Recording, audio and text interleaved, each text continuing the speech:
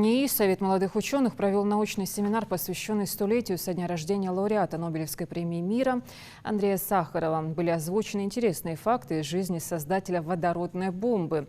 При этом академик Сахаров выступал за прекращение испытаний ядерного оружия и всеобщее разоружение.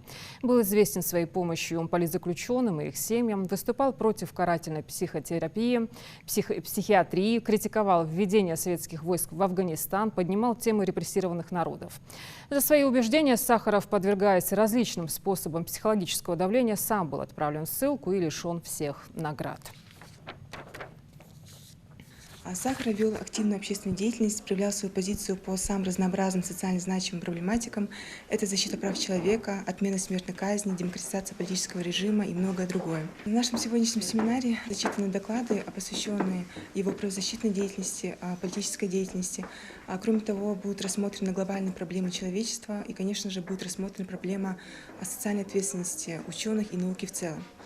Сегодня в условиях научно-технического прогресса и его разрушительного влияния на окружающую среду данная проблематика является более чем актуальной.